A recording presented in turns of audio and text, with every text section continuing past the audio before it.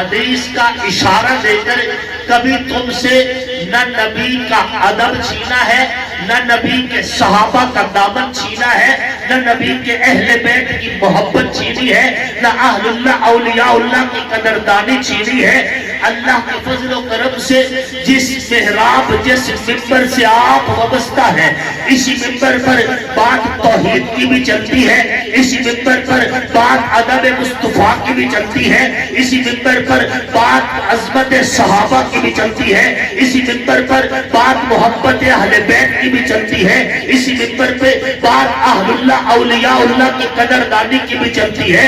اس لیے کہ یہ سٹیج اہل السنت والجماعت کا سٹیج ہے، اور اہل السنت والجماعت وہ ہے جو توحید پر بھی کاربند ہے، جو حدیث کو بھی مانتے ہیں، جو عظمت رسالت سے بھی کاربند ہے، جو نبی کے صحابہ کا بھی احترام کرتے ہیں، جو نبی کے اہل بیت کا بھی احترام کرتے ہیں، جو قرآن و سنت کی اشاعت کے لیے شب روز ایک کر دیتے ہیں۔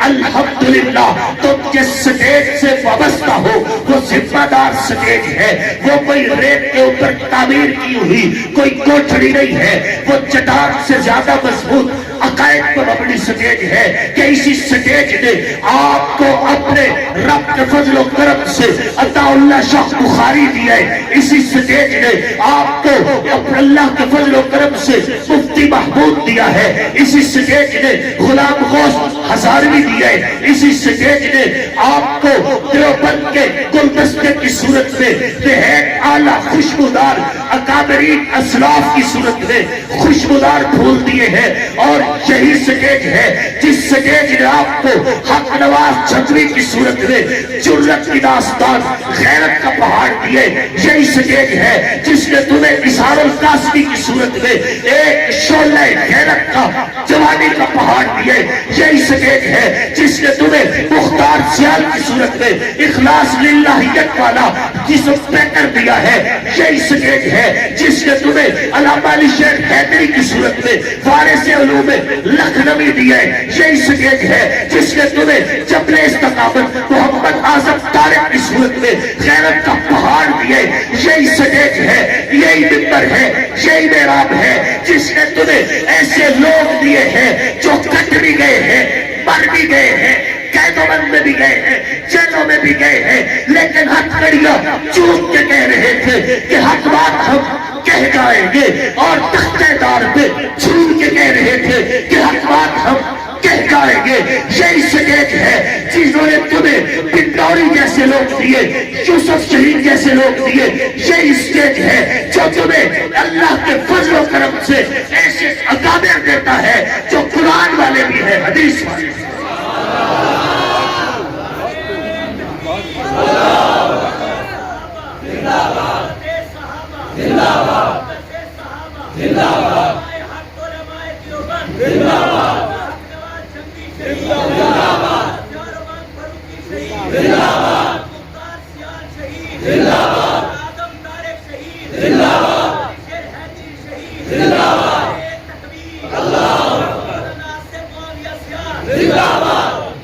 وہ لوگ جنہوں نے خون دے کر گلشن کو رنگت بخشی ہے، دو چار سے دنیا واقف ہے، دو نام نہ جانے کتنے ہیں۔ یہی ممبر ہے، اور انہی لوگوں سے وابستہ وہ شخص تھا جس کو شہید کرنے کے بعد سمندر کے حوالے کر کے اس وقت کا سامراج یہ سبق دینا چاہ رہا تھا، ہم چاہے تو قبر کی جگہ بھی نہ ملے، سمندر کے حوالے کر دیا، اور اپنے پورے سمندر کو اسامہ بن لادن کی قبر بنا دیا۔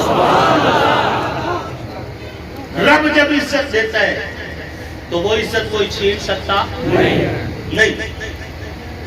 آپ مطمئن رہے کہ آپ جس قافلہ کے راہ رو ہیں، جس قافلہ کے راہی ہیں، جس قافلہ میں مسافر ہیں، وہ قافلہ اہل حقہ کا قافلہ ہے، اور وہ عقائد کے اعتبار سے، نظریات کے اعتبار سے کوئی لچک نہیں رکھتا، اللہ کے فضل و کرم سے۔ سامعین محترم، حضور صلی اللہ علیہ وآلہ وسلم خود بھی بے مثال، اور حضور کی نسبت بھی بے مثال ہے. اللہ نے حضور کو جو کچھ بھی دیا ہے وہ اللہ کا روز اول کا فیصلہ ہے. حادثاتی نہیں ہے، سڈن نہیں ہے، حالات کے مطابق نہیں ہوا. جس دن اللہ نے حضور کی نبوت کا فیصلہ کیا اسی دن رسول اللہ کے صحابہ کا بھی فیصلہ کیا اور رسول اللہ کے اہل بیت کا بھی فیصلہ کیا. اور یہ اس سے بھی اگلی بات کہتا ہوں، اسی دن نبی کے کمبل کا بھی فیصلہ کیا، نبی کی چادر کا بھی فیصلہ کیا. نبی علیہ السلام کو جو کچھ بھی دیا یہ روز اول سے طے شدہ ہے، یہ رب کا ماسٹر پلان ہے، یہ حادثاتی نہیں ہے. اور یہی وجہ اہل سنت نبی کی ہر نسبت کا احترام کرتے ہیں. ہمیں کوئی تردد نہیں، کوئی شک نہیں اور کسی قسم کی ہمیں کوئی بھی لغزش نہیں ہے اور نہ ہی کسی قسم کا تذبذب ہے. ہمارا ایمان ہے جو پہلے نمبر پہ خلیفہ بنا وہ اللہ کا بھی پسندیدہ تھا، رسول اللہ کا بھی پسندیدہ. جو دوسرے نمبر پہ خلیفہ آیا وہ اللہ کا بھی وہی فیصلہ تھا، رسول اللہ کا بھی وہی فیصلہ تھا. جو تیسرے نمبر پہ خلیفہ آیا اللہ کا بھی وہی فیصلہ تھا، رسول اللہ کا بھی وہی فیصلہ تھا. جو چوتھے نمبر پہ خلیفہ آیا اللہ کا بھی وہی فیصلہ تھا، رسول اللہ کا بھی وہی فیصلہ تھا. اللہ اور اس کے رسول کی چاہت میں ہوئے ہیں فیصلے. ہمیں اللہ کا فیصلہ بھی منظور ہے، رسول اللہ کا فیصلہ بھی. ہم کسی قسم کے شک میں نہیں ہیں، کسی قسم کے تذبذب میں نہیں ہے، کوئی تردد نہیں ہمیں. سامعین محترم، علامہ بہقی رحمت اللہ علیہ ایک حدیث لے کے آئے ہیں. اس حدیث کے راوی جناب سیدنا ابو ذر غفاری ہے رضی اللہ تعالیٰ عنہ. حضرت ابو ذر غفاری رضی اللہ تعالیٰ عنہ فرماتے ہیں کان النبی صلی اللہ علیہ وآلہ وسلم جالسا وحدہ. ایک بار میں حضور کے پاس گیا، حضور اکیلے بیٹھے ہوئے تھے. جئت حتی جلست الیہ، میں گیا اور وہاں پر جا کے بیٹھ گیا. ثم جاء ابو بکر فسلم، پھر حضرت ابو بکر تشریف لائے اور حضور کو سلام پیش کیا. ثم جاء عمر، پھر حضرت عمر آئے. ثم جاء عثمان، پھر حضرت عثمان آئے. آپ کے ارد گرد چند اور صحابہ بھی آ کے بیٹھ گئے. بین یدی رسول اللہ صلی اللہ علیہ وآلہ وسلم سبع حصیات، حضور کے سامنے 7 کنکریاں پڑی تھی. آپ علیہ السلام نے ان کنکریوں کو اٹھایا. فوضعہن فی کفہ، ان کو اپنی مٹھی میں بند کیا. فسبحنا، کنکریوں نے سبحان اللہ پڑھنا شروع کر دی. فوضعہن، آپ علیہ السلام و تسلیم نے پھر ربی پہ رکھ دی اور حتی خرسنا، خاموش ہو گئی. ثم تناولہن، حضور نے پھر کنکریاں اٹھائی. فوضعہن فی ید ابی بکر، پھر وہ کنکریاں ابو بکر کے ہتھیلی پہ رکھی. فسبحنا، فرماتے حضرت ابو ذر غفاری کنکریوں نے پھر سبحان اللہ پڑھنا شروع کر دی. پھر حضور نے کنکریاں لی، زمین پہ رکھ دی، کنکریاں خاموش ہو گئی. ثم تناولہن، حضور نے پھر کنکریاں اٹھائی اور فوضعہن فی ید عمر، ان کو عمر کی ہاتھوں میں رکھ دیا. فسبحنا، وہ کنکریاں سبحان اللہ پڑھنے لگ گئی. حضرت ابو ذر غفاری فرماتے ہیں جیسے شہد کی مکھیوں کی بھن بھناہٹ ہوتی ہے یوں کنکریوں کی زبان سے سبحان اللہ کی آواز آ رہی تھی. حضور نے کنکریاں پھیر لی، زمین پہ رکھ دی گئی، وہ پھر خاموش ہو گئی. ثم تناولہن، حضور نے کنکریاں پھر اٹھائی. فوضعہن فی ید عثمان، وہ کنکریاں عثمان کی ہتھیلی پہ رکھی. فسبحنا، کنکریوں نے پھر سبحان اللہ پڑھنا شروع کر دی. پاک پیغمبر نے کنکریاں پھر اٹھا کے زمین پہ رکھی. فخرسنا، کنکریاں خاموش ہو گئی. میرے پاک پیغمبر نے فرمایا ہذہ خلافت النبوت، کہ دنیا والوں یاد رکھو یہ نبوت کی خلافت کی نشانی ہے کہ جو کنکری محمد کی ہتھیلی پہ کلمہ پڑھتی ہے وہی کنکری ابو بکر کی ہتھیلی پہ کلمہ پڑھتی ہے، وہی کنکری عمر کی ہتھیلی پہ کلمہ پڑھتی ہے، وہی کنکری عثمان کی ہتھیلی پہ کلمہ پڑھتی ہے. یہ حدیث حضرت ابو ذر ہے. یہی حدیث اسی مضمون کی جناب سیدنا حضرت انس رضی اللہ تعالیٰ عنہ بھی لے کر آئے ہیں. اسے علامہ ابن اساکر نے ذکر کیا. حضرت سیدنا انس رضی اللہ تعالیٰ فرماتے ہیں میں بھی اس محفل میں موجود تھا، بات یہاں پہ ختم نہیں ہوئی تھی، آپ نے وہ کنکریاں اٹھائی تھی اور وہ کنکریاں اٹھا کر فَسَيَّرَهُنَّ فِي أَيْدِينَا رَجُلًا رَجُلًا، محفل میں جتنے دیگر صحابہ تھے ان کے ہاتھوں میں بھی باری باری رکھی تھی، فَمَا صَبَّحَتْ حَسَاكُمْ مِنْهُنَّ، لیکن ان کنکریوں میں سے ایک کنکری نے بھی ہمارے ہاتھوں پہ سبحان اللہ نہیں پڑی۔ تب میرے پاک پیغمبر نے فرمایا کہ یہ نبوت کی خلافت والی نشانی ہے کہ وہی کنکری میں اٹھا کے ابو بکر کی ہتھیلی پہ رکھتا ہوں تو وہ کلمے پڑھتی ہے، ابو ذر کی ہتھیلی پہ رکھتا ہوں نہیں پڑھتی، انس کی ہتھیلی پہ رکھتا ہوں نہیں پڑھتی۔ وجہ کیا ہے؟ یہ خلافت کی نشانی ہے کہ جو میرے ہاتھ پہ کلمہ پڑھتی ہے وہی اصحاب ثلاثہ کیا ہے۔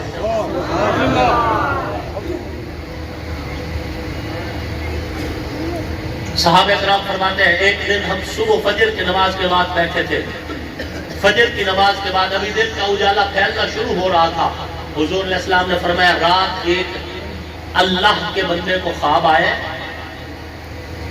ابو بکر نے محمد علیہ السلام کا دامن پکڑا ہوا ہے، عمر نے ابو بکر کا دامن پکڑا ہوا ہے اور عثمان نے عمر کا دامن پکڑا ہوا ہے۔ صحابہ فرماتے جب محفل ختم ہوئی اور ہم گھر جا رہے تھے تو ہم آپس میں تبصرہ کر رہے تھے کہ وہ اللہ کا نیک بندہ حضور خود ہے جن کو یہ خواب آیا ہے، اور حضرت ابو بکر نے حضور کا دامن پکڑا ہے، عمر نے ابو بکر کا دامن پکڑا ہوا ہے اور عثمان نے عمر کا دامن پکڑا ہوا ہے۔ اس سے اسلامی خلافت مراد ہے کہ حضور کے بعد یک بعد دیگرے یہ لوگ اسلامی مملکت کے والی اور خلیفہ بنے۔ یہ حادثات ہی نہیں ہوا، اچانک نہیں ہوا۔ مولا کائنات امیر المؤمنین حضرت مولا علی کرم اللہ وجہہ اس حدیث کے راوی ہیں، فرماتے ہیں حضرت مولا علی کرم اللہ وجہہ کہ میں حضور کی محفل میں موجود تھا اور حضور اپنا واقعہ معراج بتا رہے تھے۔ آپ علیہ السلام نے واقعہ معراج سناتے ہوئے فرمایا کہ جب میں اللہ کے عرش پر پہنچا تو میرے سامنے نور کی ایک تحریر کی گئی، وہ نور کی تحریر جب میرے سامنے کی گئی تو حضور فرماتے اس پر لکھا ہوا تھا لا الہ الا اللہ محمد الرسول اللہ، ابو بکر الصدیق، عمر الفاروق، عثمان ذو النورین، حضرت علی اس حدیث کے راوی ہے، فرماتے ارشد اللہ پر بھی اصحاب ثلاثہ کے نام لکھے ہوئے۔ حضرت علی روایت کر رہے ہیں، اپنا نام نہیں لیا انہوں نے۔ کیوں نہیں لیا؟ اس حکمت کو جناب حضرت علی رضی اللہ تعالیٰ عنہ خود جانے، کیوں نہیں لیا۔ لیکن ایک دوسری روایت میں جناب سیدنا انس رضی اللہ تعالیٰ عنہ فرماتے ہیں، جسے شاہ ولی اللہ محدث دہلوی رحمۃ اللہ علیہ اپنی کتاب ازالۃ الخفاف کے اندر لے کر آئے ہیں، فرماتے ہیں جناب سیدنا انس رضی اللہ تعالیٰ عنہ کہ جس بات کی طرف حضرت علی اشارہ فرما رہے ہیں میں بھی اس محفل میں موجود تھا، جب حضور اپنا واقعہ معراج سنا رہے تھے حضور علیہ السلام نے فرمایا کہ اللہ کے عرش کے پائے کے اوپر میں نے یہ تحریر بھی لکھی ہوئی پڑی تھی کہ لا الہ الا اللہ محمد الرسول اللہ وَأَيَّدْتُهُ بِعَلِيٍّ۔ اے کاش آپ عربی سمجھتے، وَأَيَّدْتُهُ اس کا معنی سمجھتے، اَيَّدَ يُؤَيِّدُ تَعِيدًا، یہی ہے باوجود اَيَّدَ يُؤَيِّدُ تَعِيدًا، اللہ کے عرش کے ستون پہ لکھا ہوا ہے کہ محمد اللہ کے رسول ہیں اور ہم نے محمد کی تائید کی ہے علی کے ساتھ۔ شاہ ولی اللہ محدث دہلوی لے کر آئے ہیں، روافظ کے حوالے سے نہیں بتا رہا، ازالت الخفا کی روایت بتا رہا ہوں۔ اللہ کے عرش پر ان چاروں کے نام ہیں، اللہ کے عرش پر بھی چاروں کے نام، تمہاری مساجد کے محرابوں پر بھی چاروں کے نام، تقریر تحریر میں بھی چاروں کے نام، اصحاب خلافت میں بھی چاروں کے نام، نبی کے چاروں یار عزت والے ہیں، اور اللہ کے ساتھ بھی اسی کا تعلق ہوگا جو ان چاروں کو مانتا ہے، رسول اللہ کے ساتھ بھی اسی کا تعلق ہوگا جو ان چاروں کو مانتا ہے۔ یہ آج کی بات نہیں، مولانا محمد نافع محمدی رحمت اللہ علیہ رحماء بینہم کے اندر یہ روایت لے کر آئے ہیں، فرماتے ہیں کہ حضرت سیدنا موسیٰ کلیم علیہ السلام نے اللہ سے دعا کی کہ اے میرے رب ابو بکر اور عمر کو میرا صحابی بنا، تو اللہ پاک نے فرمایا اے میرے کلیم میں نے ابو بکر اور عمر کو محمد کا حصہ رکھا ہوا ہے، میں کسی اور کو نہیں دوں گا۔ روز اول کے فیصلے، پہلے دن کے فیصلے ہیں۔ جناب سیدہ کائنات سیدہ عائشہ صدیقہ سلام اللہ علیہا فرماتی ہے جب رسول اللہ نے مسجد میں مدینہ میں مسجد کی بنیاد رکھی، سب سے پہلا پتھر حضور نے خود رکھا بنیاد میں، سنگ بنیاد، اور پھر دوسرا پتھر حضرت ابو بکر صدیق کو فرمایا لیزا ابو بکر حجرا الی جنب حجری، ابو بکر کو چاہیے کہ وہ اپنا پتھر میرے پتھر کے ساتھ رکھے۔ پھر فرمایا لیزا عمر حجرا الی جنب حجر ابی بکر الصدیق، عمر کو چاہیے کہ اپنا پتھر ابو بکر کے پتھر کے ساتھ رکھے۔ پھر فرمایا لیزا عثمان حجرا الی جنب حجر عمر بن الخطاب، عثمان کو چاہیے کہ اپنا پتھر عمر کے پتھر کے ساتھ رکھے۔ جب اس ترتیب کے ساتھ پتھر رکھ دیے گئے مسجد نبوی کی بنیاد میں، فرمایا ہؤلاء الخلفاء من بعدی، میرے بعد خلافت کی یہ ترتیب ہے۔ تو یہ ترتیب زمینی نہیں ہے، آسمانی ہے، زمینی نہیں ہے، آسمانی ہے۔ ہم اللہ کا کرم ہے، ہم نبی کی ہر نسبت کا احترام کرتے ہیں، کہو الحمدللہ، اونچا کہو زور سے، گرج کے، شوق سے، محبت سے، عقیدت سے۔ اللہ کا کرم ہے ہم نبی کے گھرانے کے بھی غلام ہیں، ہم نبی کے گھرانے کے بھی غلام ہیں۔ ہم نے اپنے اکابر سے سیکھا یہی ہے کہ نبی کا بھی ادب کرنا ہے، نبی کی نسبت کا بھی ادب کرنا ہے، احترام کرنا ہے۔ اور ہمارا یہ عقیدہ ہے کہ اہل بیت کو جو عزت دی گئی ہے وہ ازلی ہے اور ابدی ہے۔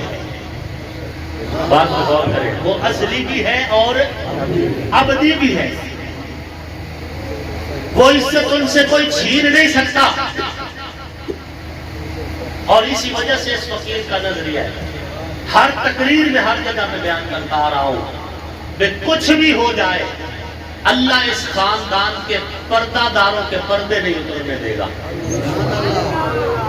اللہ اس خاندان کے پردہ داروں کے پردے نہیں اترنے دے گا۔ ان کے